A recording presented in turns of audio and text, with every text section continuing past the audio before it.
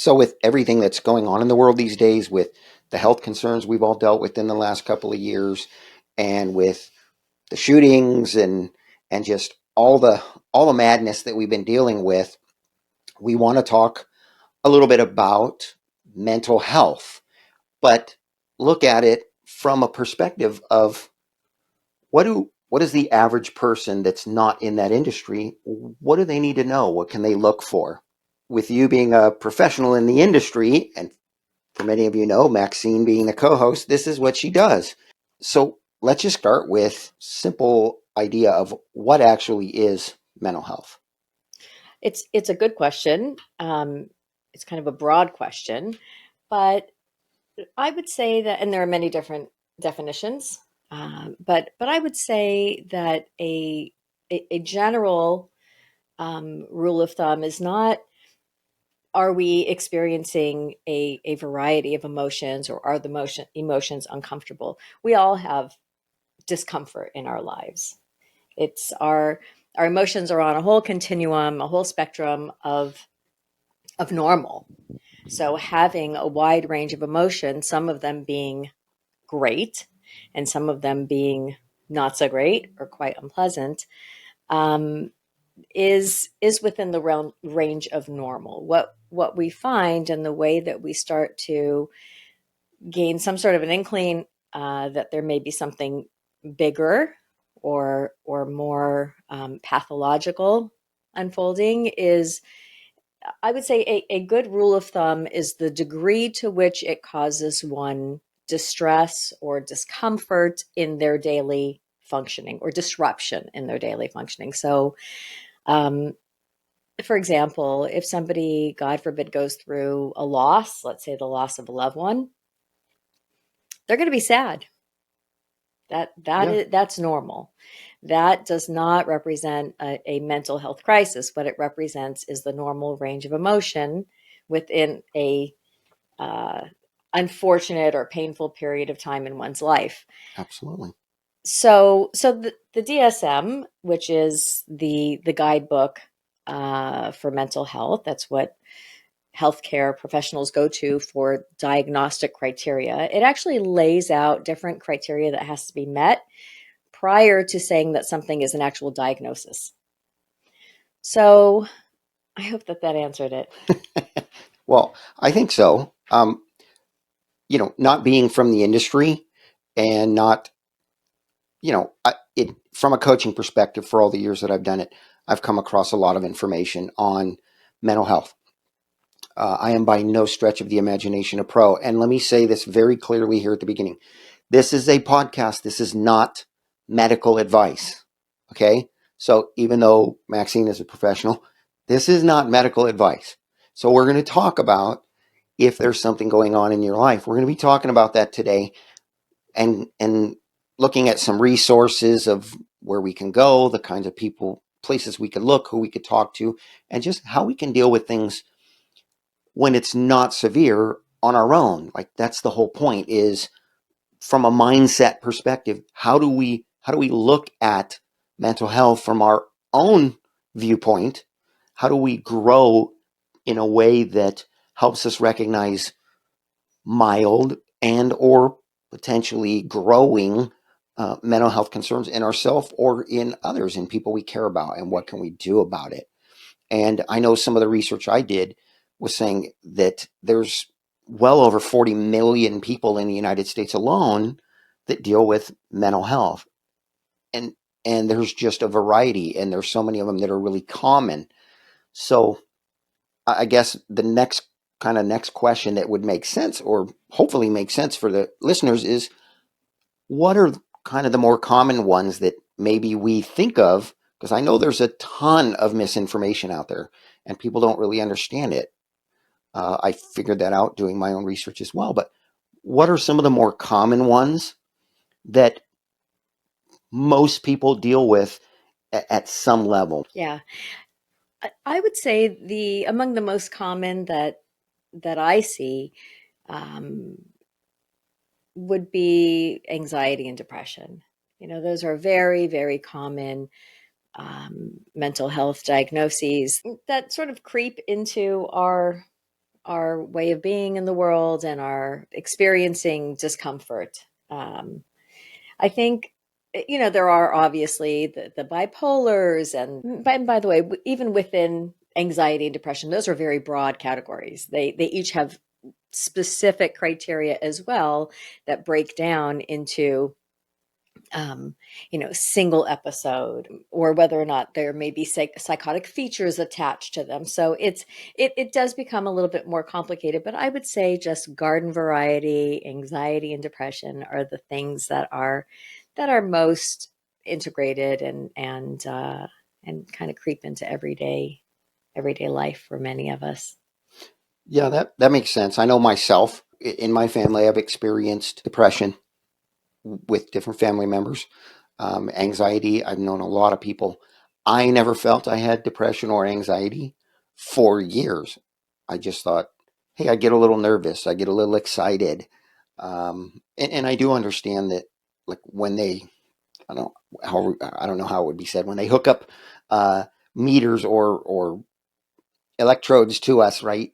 Excitement and nervousness or anxiety or fear relate. They register pretty similar to each other.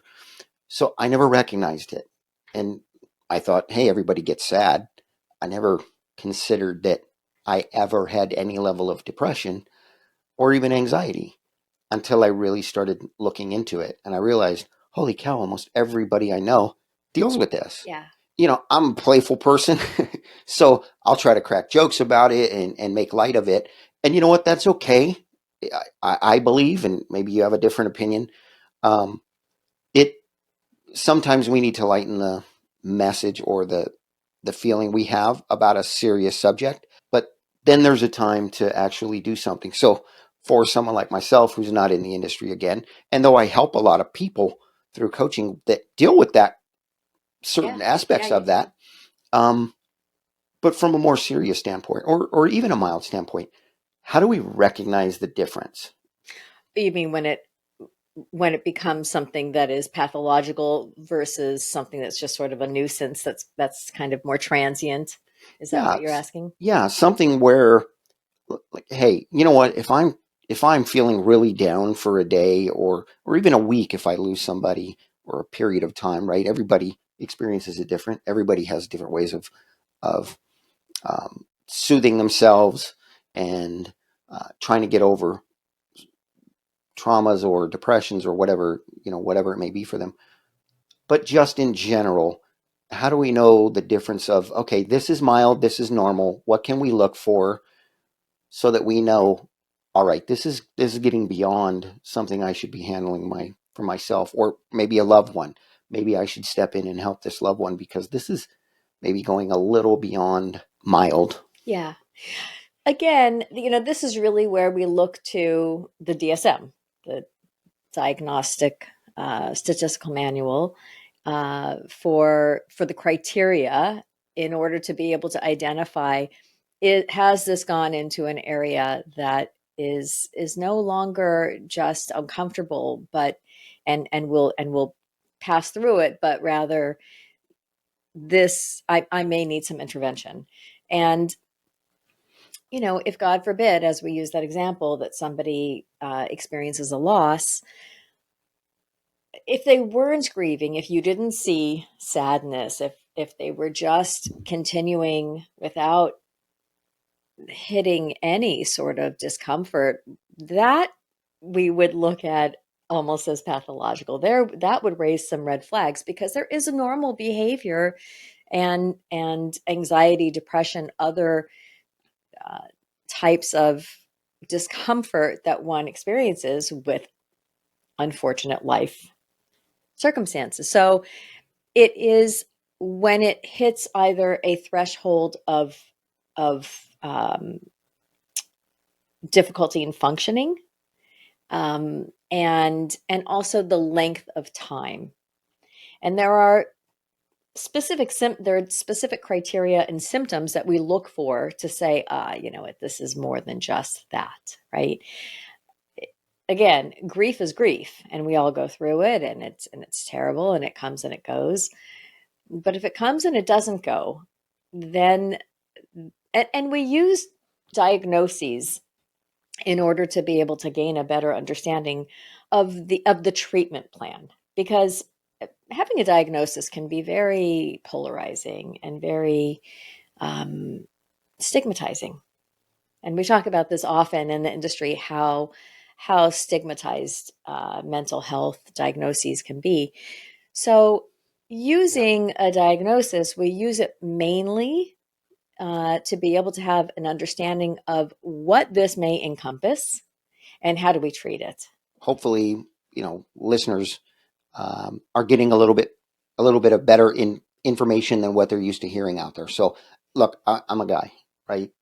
My dad You was are. old school, tough guy, walk it off, and that was always my way of dealing with stuff. I'll deal with it my way. I'll go into hide mode.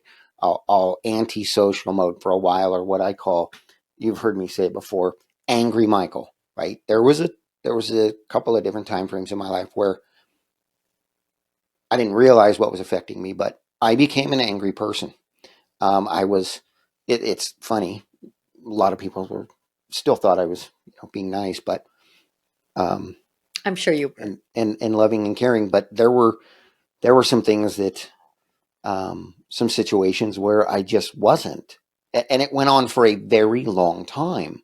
Went on for a few years, twice in my life, and this is what I want to get for the listeners. And depending upon the platform that you're listening to this on, there may be some comments that you can add. There's all ways to reach out to us, and we'd really want to promote engagement. Like if you have questions about this kind of stuff, this is what we're here for. We really, really want to not just come on and talk and deliver a message. We want to engage. We want to have conversations that are, you know, hey, I dealt with this situation, and we will get to a point on the podcast where we're actually doing live calls. Yes. So, and you, it's okay if you say no, but you mentioned two different periods of time in your life where you experienced uh, acute anger. Do you mind sharing one? Sure. So I had a situation where I was engaged and I thought I was going to become a dad. And then I found out that individual, who was very much against the action that she took, she ended the pregnancy. Mm, I found out much later that it wasn't even mine. And that was part of mm, the reason why she did what she did. Needless to say, I didn't think I could have kids. So when I thought I was having one, I was angry because I had no say so. mhm. Matter of fact, I was very, very bluntly and directly lied to about it. And it sent me into a tailspin, Yeah. to the point where I don't remember 3 days of my life. I blacked out. I woke up in Palm Springs, Hmm. 3 days later.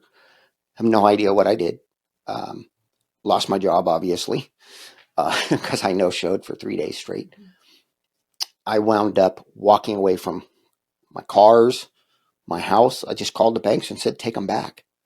And I was a very angry person for a few years, which worked out because I went into jobs that aggressive mentality worked, car repo and high end security work and stuff. So, ironically, I kept coaching people. Funny thing was, I was still really good at that because I recognized what they were going through. I didn't go get help myself. So that leads me to the next question, and that is, how do we know when it's time? And a lot of people, and I'm sorry I'm going on this, but I want to make this point. A lot of people think, oh, I'll just go to my doctor. Yeah. But it's my understanding now, doctors have some level of the most basic of trainings, probably less than I've learned in my research, of what to do. Where do we go? How do Yeah. we know when to go there? What do we do? Yeah. Again, not medical. I want to say this again, not medical advice, but we want to create some conversation around mental health, which is increasing. The numbers show that. We just want to initiate some conversation, and Maxine has the ability to say, look, if you think or if you feel this, then this is what you would generally want to look into. So, Right. And I'm sorry that that happened. I mean, it sounds like it must have been really quite an excruciating experience. And if you don't mind me adding a little bit of light to what sounds like happened in your experience was, that 3 day period of time that you talk about is actually referred to as a dissociative fugue. And what happens is that we go into a place where experiencing um, what is presenting in our lives is so uncomfortable, and we're so ill equipped to be able to hold it and process it, that we literally dissociate. That yeah, and during those periods of time, that really acute traumatic period of time, um, our brain is not integrating information. If we're not integrating information of what's going on, we are not in the here and now.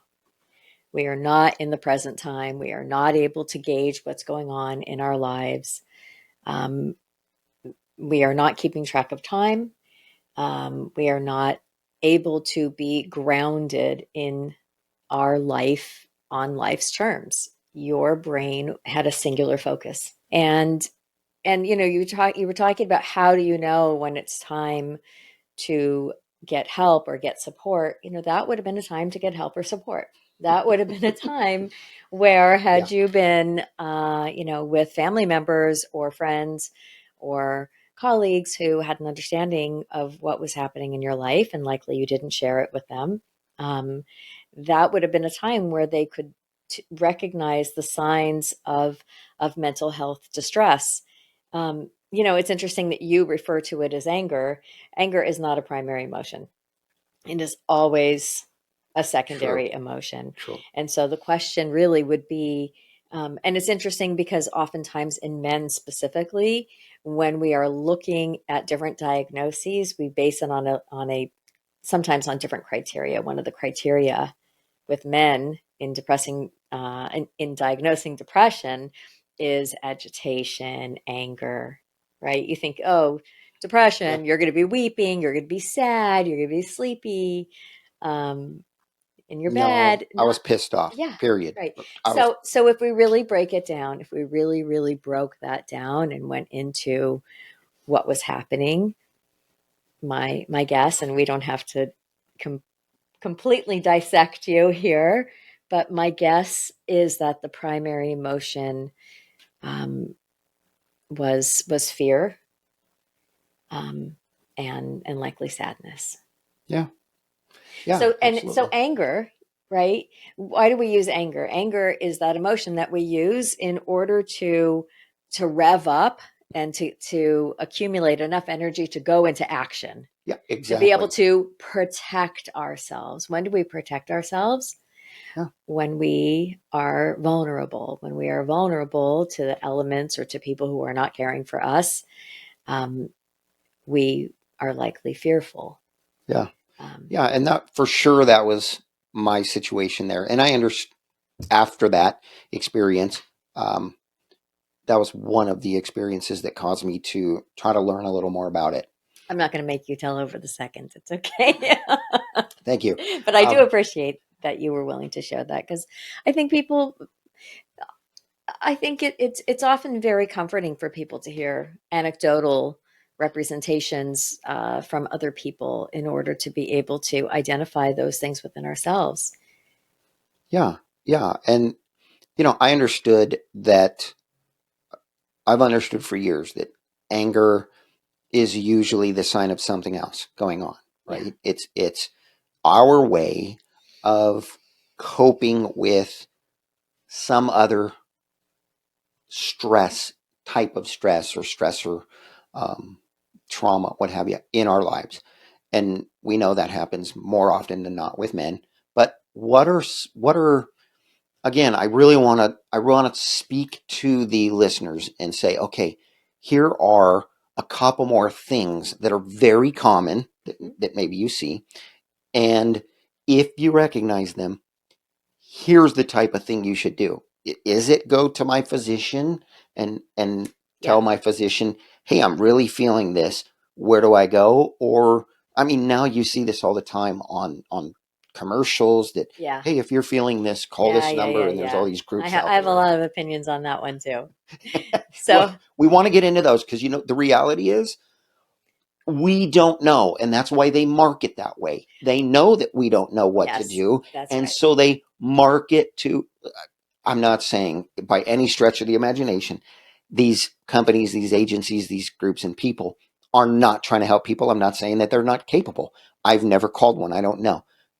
I do know because I've been in the industry, the coaching industry, so long that, let's just say, from a professional, It's a business. it's a business. It's a It's business. a business. Thank you. Yes. So to answer your question, and I do think in some ways, yes, there may be some good as on um, primetime TV or a daytime TV. They know to whom they are pandering based on the demographic and the drugs that they are um, recommending. And in some ways, it does raise awareness that they're saying, oh, if you are experiencing XYZ symptoms, speak to your doctor about such and such drug. But it does. There is also an element which is really just it is a for-profit industry, so they are definitely profiting by doing this. But that being said, your question was, what does one do? Perhaps I'm biased as I am a therapist, but I believe that starting with a therapist is the best place to start if one is experiencing mental health distress that they think is creating a disruption in the way that they are functioning or such discomfort that they are in chronic distress for a prolonged period of time and they don't seem to be getting better. There's this old adage that, if the only tool you have is a hammer, Everything everything looks looks like like a a nail, nail. right? So if Yeah. if you are looking for psychiatrists prescribe medication, and I do believe that there are conditions under which mental health issues and diagnoses must be treated with medication. Without a doubt, it is life saving for many many people.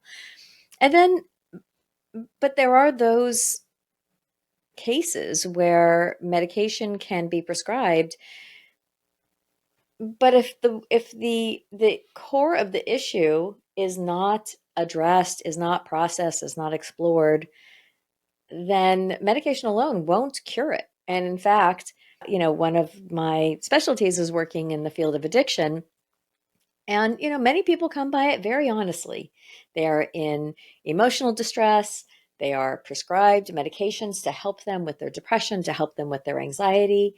And within a very short period of time, it becomes its own animal. It And is it's spirals. it takes on its own life, Yeah. and people become addicted to it. And so I'm not in any way suggesting that antidepressants or anti-anxieties do not medications do not, or mood stabilizers, they absolutely have a place in mental health treatment. I don't think I would start there. I would recommend, if one is experiencing distress, have a conversation with a therapist. Absolutely. Absolutely. I want to add one more thing. Go ahead. One more thing is, I cannot tell you how many people, women, um, will tell me that their gynecologist is prescribing their antidepressants What? or their anti-anxiety medications. You're kidding I me. kid you not. No. And it is very, very common because it is a it is, they're very comfortable speaking with their gynecologists. And gynecologists Uh, they specialize in a particular part of the body, and it ain't that. So okay, so I'm I've got to ask. I got to jump in here. I don't want to say more like moral code. Clearly, there should be there. right, the scope Isn't of isn't practice. there legal concerns again? not medical advice, not legal advice, but would they have to talk to somebody else that specializes in that to Right. So I get that believe that approved? some of it is, it has to be, in some regard, it is within their scope, because oftentimes they will identify fluctuations in hormones as one of the reasons why they are experiencing such dysregulation in mood. And so it is, it's not criminal. I'm just saying that it wouldn't be where I would start. If it wouldn't be check in with a therapist, if that doesn't work, go to the gynecologist, right? That's not what I would say. Gee, never mind. That's right. I, I, Have a pap smear, right? Like that just wouldn't go there. it's funny you say that. Again, this podcast in general really focuses on the mindset of things, Yeah. and how do we think about this? How do we think about anything in our life? How do we process? Um, and that's the key that really jumps out to me is a lot of people, and I say this, a lot of people meaning me, okay, I ignored it. I figured I could deal with it on my own. um, and I always have, um, felt that way. That was my mindset, right? I can do this. And where I want to get to with clients and listeners, um, is to let go of a little bit of the ego of it, Yeah. or the fear of rejection, or of, being judged. Right? Literally, every human being deals with these issues, multiple issues that could, if it gets to a certain severity, fall under mental health. Again, the research, Diagnoses, not just within the range of normal, but right, you're saying pathological. right, and that's so the pathological, the serious, the is where the most recent research I did, and I don't know this to be 100% accurate at this point, but I literally just did this research in the last couple of weeks, was that as of last year, approximately 40, I think it was 42 million, forgive me if that, but I know that's close to what it said. um, and I did quite a bit of research on it. So that's the level of people that deal with it from a kind of a midline to a more serious, but that virtually every person has some, not even some type, that they deal with. Again, we deal with anxiety, Yeah. we deal with depression, we deal with, um, I had some notes, and I was actually going to pull them up and read them, but I'm remembering some of them. So some of the more popular ones, anxiety and depression, were always the top two, no matter where I looked. Yeah.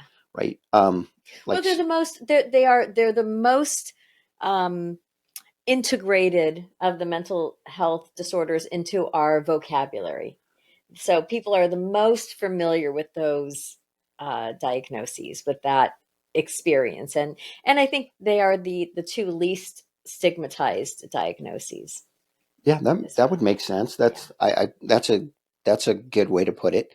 So I know, like, it talked about schizophrenia. That one, of course, in my life, in my circles, always kind of turned into more of a, Right. It's always used pejoratively. We sort of thank use you. it Yeah. like a right, Yeah. right. Yeah. We're turning into a joke. So, um, Don't. but but it is serious. And It again, is. I'm a playful person. I like to joke around. You know that.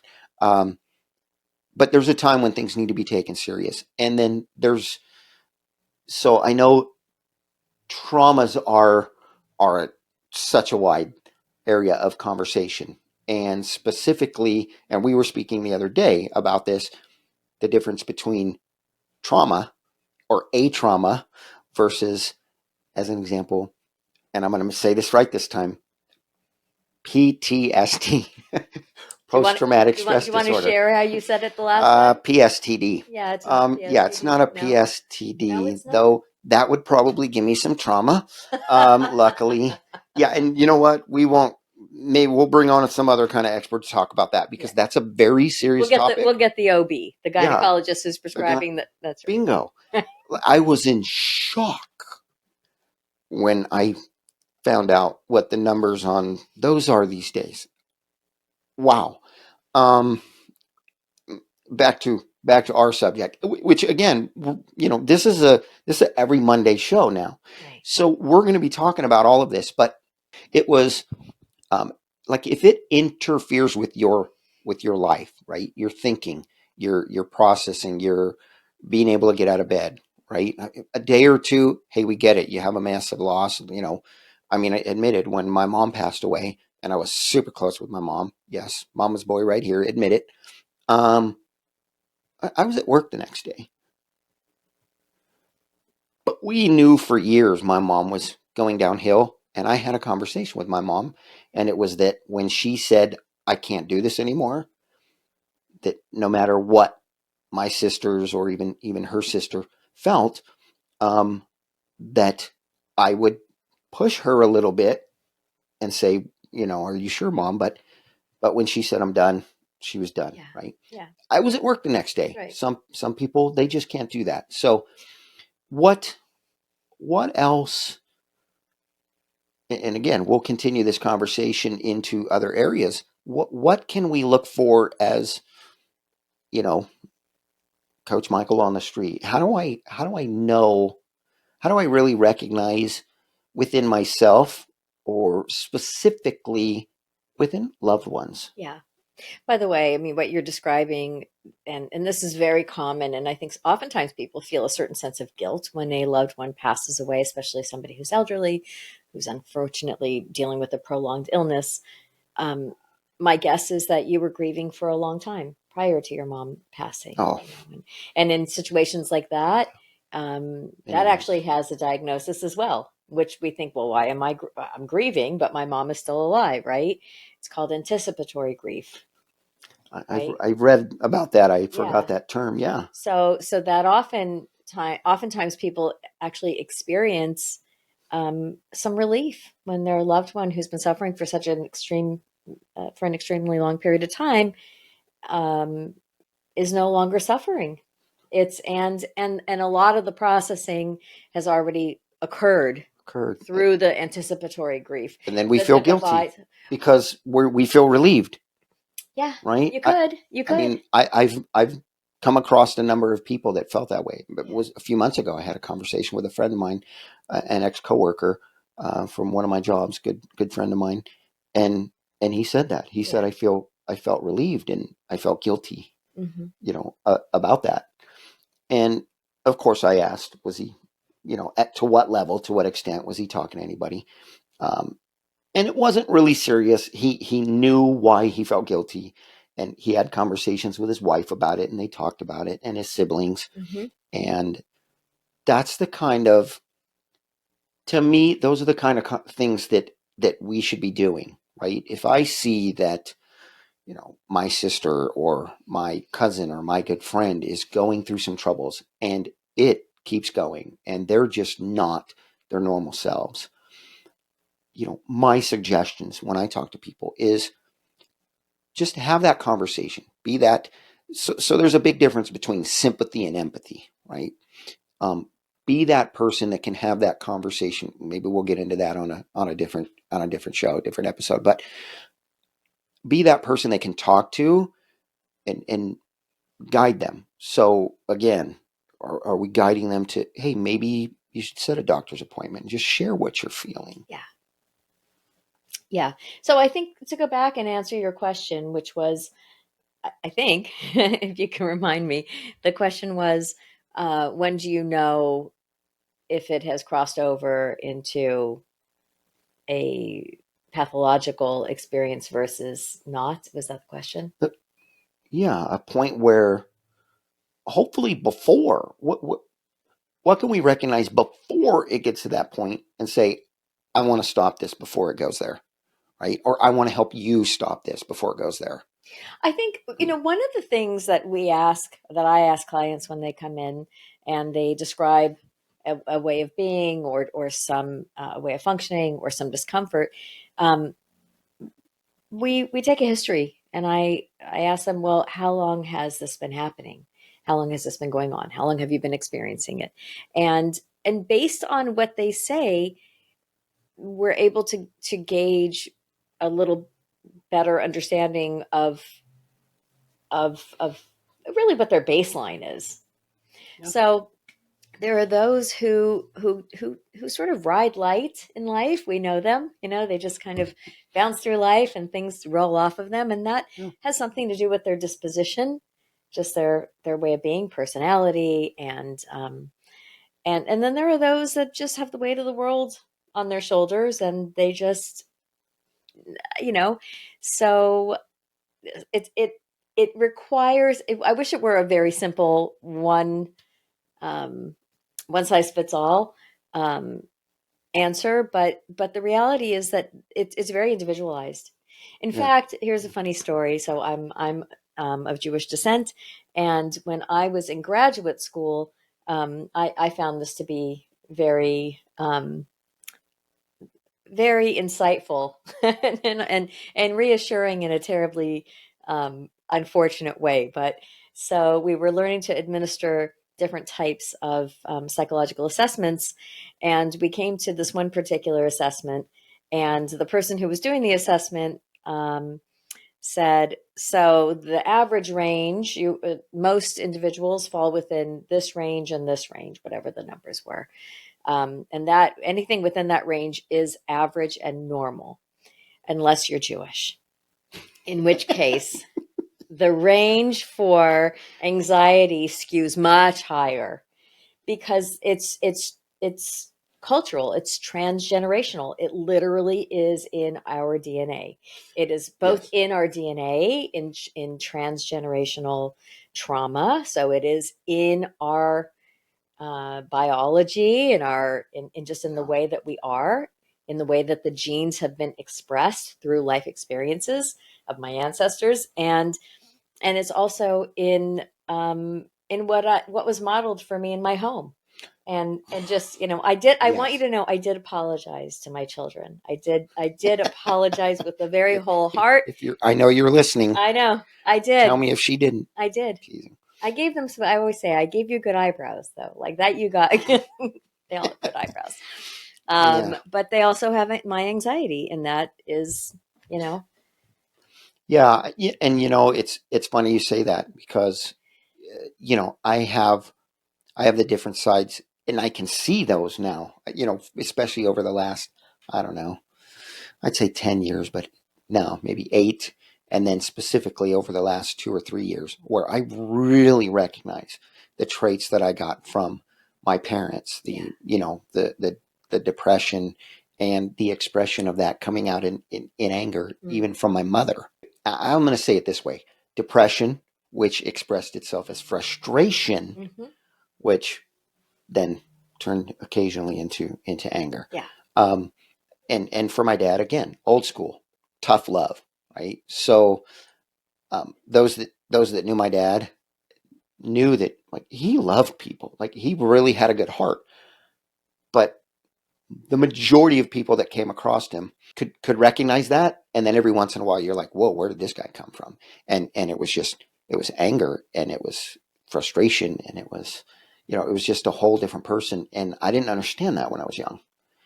And quite frankly, that's part of what got me interested in learning about coaching and learning about people, like at the age of 19.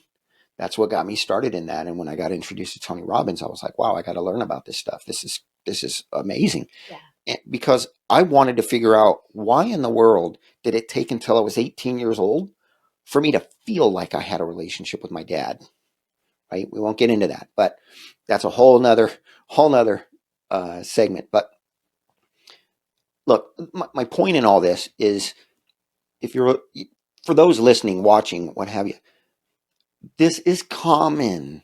This is so common to feel these way, to feel these things, to have it express itself differently. As you said, yeah, it's an individual thing.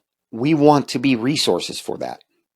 And there's only so much we can share. We could go on for a 3 or 4 or 5 hour session. Trust me, we could do that easy. And we will, but it'll be broken into like 30-minute segments every Monday.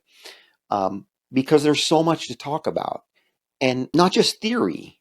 We want practical application. So as you said, right, look, if you're feeling it, don't feel embarrassed. Don't ignore it. Don't blow it off as if I'll deal with this on my own.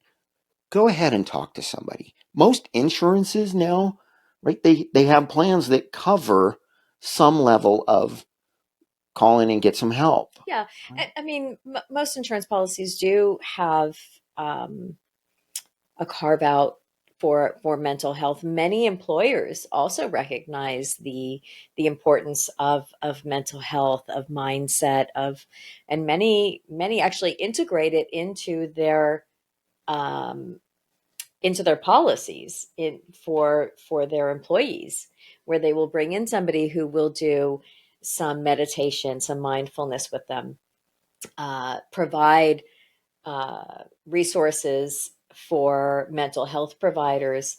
I know that there are certain companies who have who self-insure outside of the healthcare policies that they provide for their employees. Everybody to me is a client, so for their employees, they have they self-insure to provide mental health support for their employees should they have a need.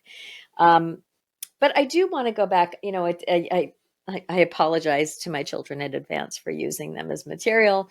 Um, but I will say that when they were younger and they would experience some sort of discomfort, and they would come to me and they would say, "Can you help me? I'm feeling this way, or I'm just feeling sad, or I'm feeling um, anxious, or I don't know why I'm feeling this way. I just feel weird. I feel," they were quite young and they didn't quite have language for it.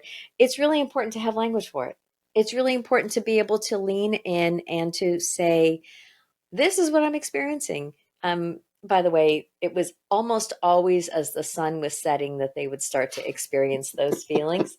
And almost always after like this crazy fun weekend of like amusement parks and sleepovers and late night movies with friends and yummy food. And then it was like, okay, it's 5 o'clock on Sunday and it's time. And as things were slowing down, it was that switching gears, and the sun was setting, and they would just feel like, oh, this doesn't feel right. So You literally just gave me the chills. Like my whole body right now is like getting why hot. why You're making me recognize the way you just said that at the at what did you say, sunset at the yeah, end of the day, right? sundown. After this fun and exciting weekend. And think about that. Like you have a friendship, you have a relationship with a sibling or a spouse or whatever, a job. And and then that person passes away, that person moves away, Yeah, that job lets you go. You move and you can't stay at that job. And if you truly, truly enjoyed that relationship or that job, it's the end of the weekend. And you have to, like, that's not going to happen again for at least a few more days. In this case, in our minds, we're going, this may not happen again. Or if not, it'll be a few years before I build that kind of a relationship with someone else. And again, this is how common it is. How often do we have people move away, jobs that change, coworkers that leave? That was our buddy, that was our friend at yeah, work. yeah. And for children, it's on a micro level, right? Yeah, It's at the end of the weekend. Yeah, they'll see their friend at school, but they've got another 4 hours of being alone, which is absolutely excruciating. How am I going to get through this feeling? But which is why um this idea of we name it to tame it, that when we are able to give it language, when we're able to use our vocabulary to identify the experiences that they're experiencing, A, it normalizes it, and B, it actually reduces it. yeah, Because rather than it being this very obtuse and completely um, pervasive experience, that just like, I just feel awful. Well, is it that you just feel awful, or is there a part of you that is feeling awful? Let's identify that part. And yes, and yeah, there's this beautiful idea in Judaism where they talk about the two different people, and we may feel this. Many of you may feel this, have felt this in your own lives, where when you approach a person, that you haven't seen in a long time, there's a certain excitement, and you go right back into a certain dynamic or experience or repartee that you have with that person that you don't have with anybody else. And so there's this idea that both, that you have your own energy and your soul, if that's what one wants to call it, and the other person has theirs. And when those two combine, there is this experience that can only be experienced with the combination of those two Yeah. entities. There's a actually what's considered to be a third entity. Third We're entity. not getting super spiritual here, but there is, we feel it, But right? it's, We feel it when we're in love. We feel it when we don't have good chemistry with another person. yeah, it's not even just spiritual. I mean, this is science as well, It is. right? It This is. is this. Everybody feels this, right? I mean, any relationship. You have one friend you feel really good in this particular way with. You have another friend or person, coworker, whatever, where that energy is just different, Yeah. right? We talk about it all the time. You walk into a room, you can feel the energy of You can that feel room. the energy. Most people Yeah. can, even Yeah. people that aren't extremely intuitive. Yeah. I and you said this a couple of times to me. I happen to be extremely intuitive. You are extremely I intuitive. I feel things almost to a fault sometimes. Yeah. Um, and I literally spent 9 years training myself to do that. So I'm going to hop back, and I just want to go back and weigh in a little bit more before we conclude on this idea of mental health, and really, I guess, summarizing, with the importance of recognizing that, mental health and our emotional being, our emotional experiences, they are on a full continuum. And so not every discomfort is pathological. Right. Not and I think recognizing it, understanding it, having conversations about it, having conversations with our children about it to be able to help educate them so that they have a clear understanding that that's not, um, that doesn't warrant a pill, right? You're feeling bad at the end of the day. Yes. Thank Let's you. think about what's happened, right? They actually had this incredibly beautiful, expansive, enjoyable, high energy experience with this other person, with this other soul, with this other dynamic that's created between the two of them. Yeah. Yeah. And it's sustained. And what they're saying is, I'm feeling that drop. I'm feeling the dissipation of that dynamic and of the way that I've been co regulating with another person, and I'm experiencing a letdown. Yeah. And so recognizing what that is and being able to language it, being able to say to our children, to our colleagues, to our clients, to our coworkers, yeah, that makes perfect sense. I have that too. Or can I take a guess at what I think it might be? And to be able to use language to identify, and we name it to tame it. We Yeah. When we can say that, I can't tell you the level of comfort. I mean, I can just picture my kids sitting on the front porch now at the end of a sleepover when they were little, and saying, can you help me process my emotions? Because I'm just not feeling okay. I'm just feeling bad, and I don't know why. So normalizing it, Yeah. saying, yeah, you know what? We have a whole range of emotions, and this is one of them. And here's the good news: every emotion has three things: a beginning, a middle, and an And an end. end. Yeah. And this will end, but right now you're in the middle, and when it ends, something else will come up. Something else will come up, and you literally read my mind. The naming it was what I was going to talk about. That's what I kind of wanted to finish on, because it's something that we do Yeah. in like NLP. There are different aspects of where we look at a situation a person's in, or an emotion, or a feeling, and the differences between them all, and what am I really feeling versus what do I think it is, and to be able to speak to it specifically. And I mean, how many kids? Okay, let me tell you, my parents and I never had the conversation of help me process my emotions, right? I Well, mean, no. my mom would Yeah. say, honey, are you okay? You seem sad. What are you angry It's a about? different Whatever. generation. But Right. it's a different mindset, It is a different right? mindset. It's who you are as a person. And I know this because over the time that we've been talking and talking about setting up this podcast and everything that we've discussed, it's who you are as a person. It's part of who I am as a person.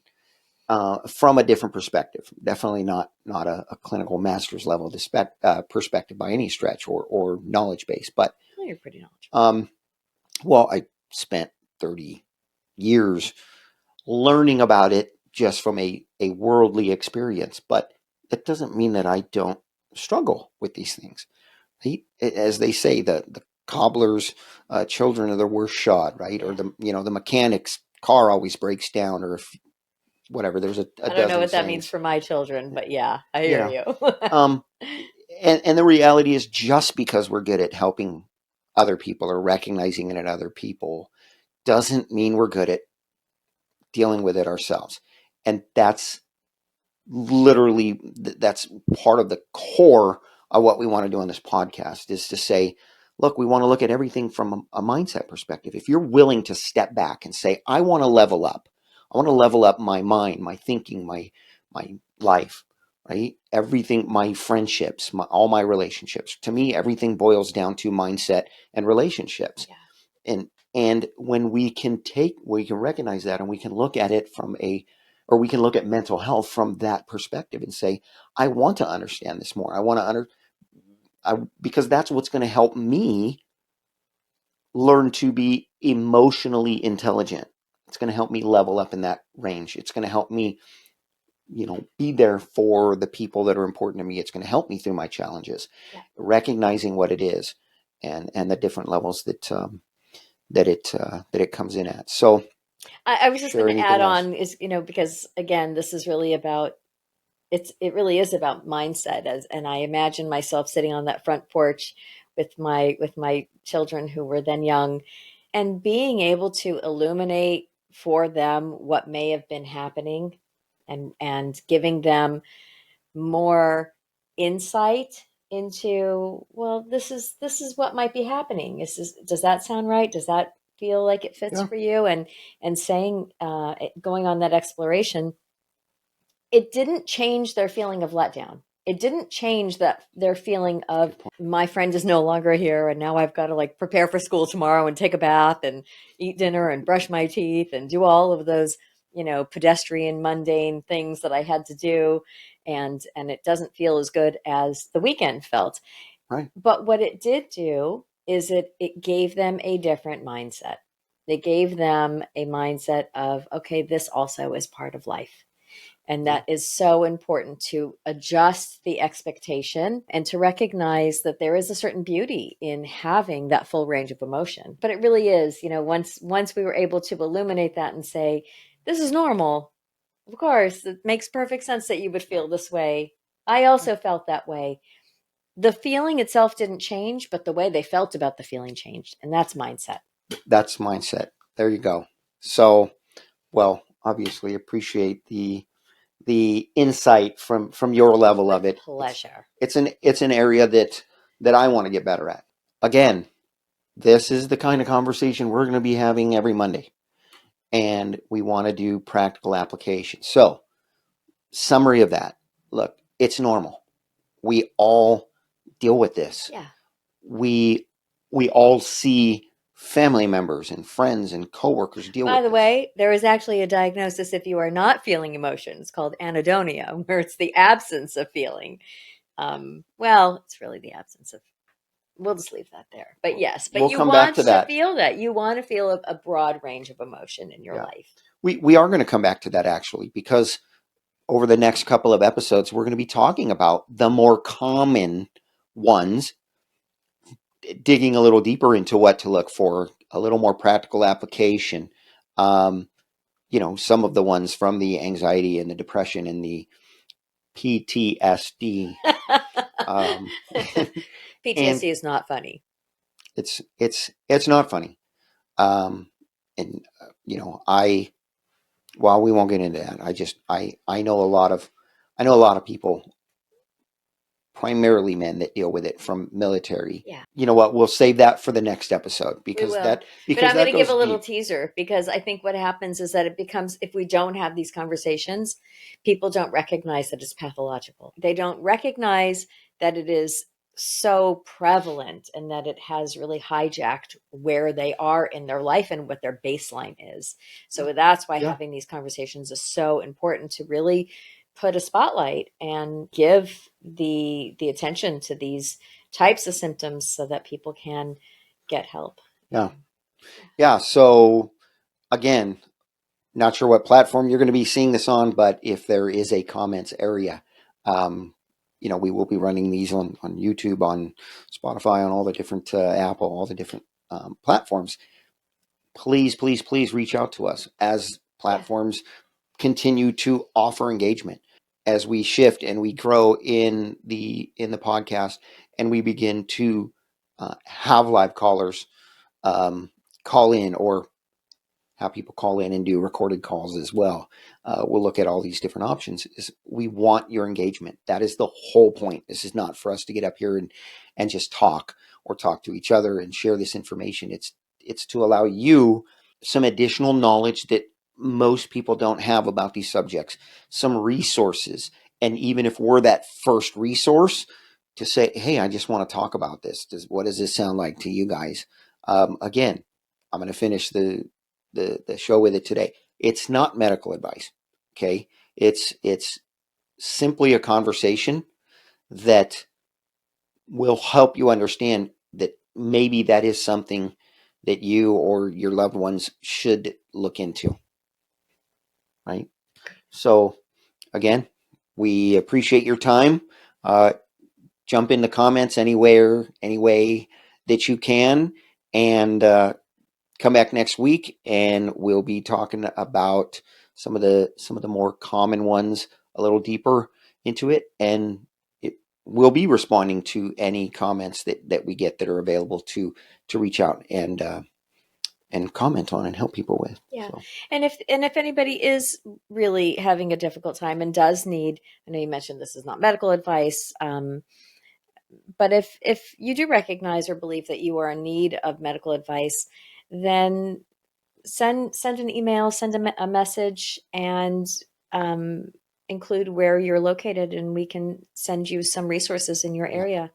yeah, you'll see that down in some of the descriptions for the cast, for the episode. You'll see how to contact us there, and we look forward to talking with you, sharing with you, and just engaging. Thank So you. Thank we'll you for see you next having me, week. Michael. I appreciate it. Having you. Yeah. You're going to be here every week. Okay. Thank you for having me every You're week. roped in. Okay. Thank you All for right. roping me. All right. We'll see you guys soon.